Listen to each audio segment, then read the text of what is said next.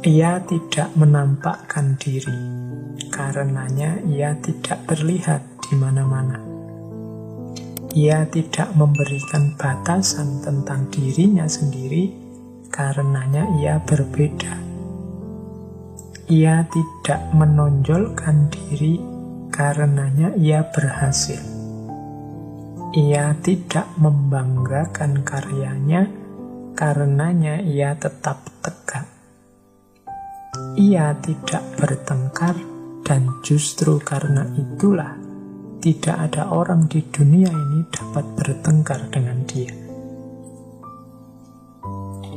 Jadi dari sini sebenarnya Lao Tzu ingin pemimpin itu, ya, dia harus berkarya, dia harus bermanfaat untuk yang dia pimpin, tapi akan sangat baik kalau tanpa menonjolkan diri, tanpa menunjuk-nunjukkan diri, tanpa membanggakan karyanya, bahkan tanpa membuat konflik-konflik yang tidak perlu.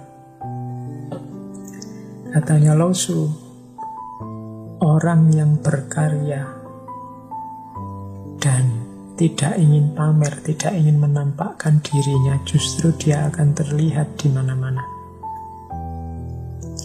Ia yang tidak memberi batasan tentang dirinya sendiri, maka akan berbeda.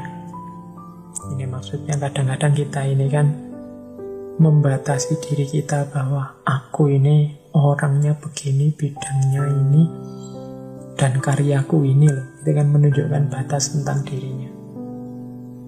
Tapi kalau bisa, tidak usah begitu. Nah, tadi ini dalam rangka hidup ini halus lentur. Kalau kita matok diri kita harus itu, nanti kita susah sendiri. Misalnya saya matok, aku ini orang filsafat, jadi ngertiku cuma filsafat, bisanya ngomong filsafat, di luar filsafat aku tidak ngerti. Tolong jangan ngajak saya ngomong di luar filsafat misalnya.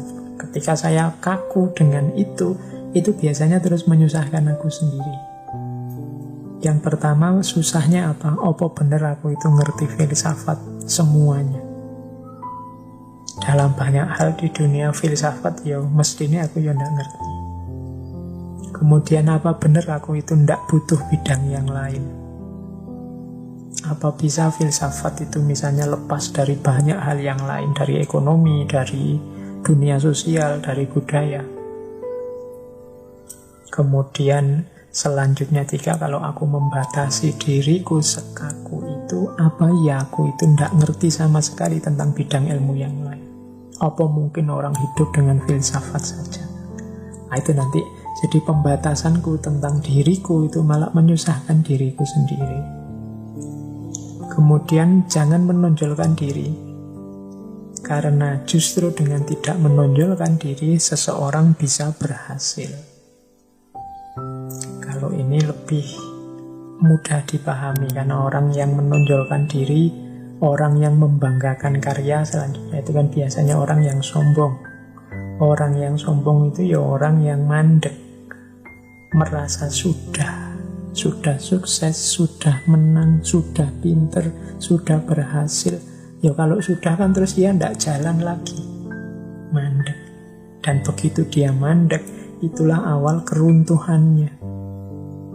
Tapi orang yang tidak menonjolkan diri, orang yang tidak membangga-banggakan karyanya, tidak menyombongkan dirinya, itu orang yang merasa aku itu masih bisa lebih baik, aku itu belum terlalu baik, masih ada kurangnya. Itu kan orang yang masih bisa berproses lebih baik, sehingga dia bisa terus sukses. Kesuksesan A disusul kesuksesan B, lebih baik lagi, lebih sukses lagi kesuksesan C, lebih baik lagi kesuksesan D, meningkat terus. Maka ia yang tidak menonjolkan diri, karenanya ia berhasil.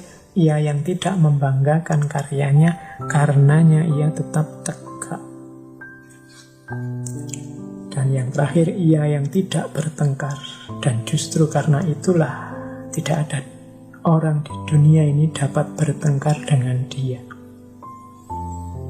Jadi jadilah orang yang tidak bisa diajak bertengkar.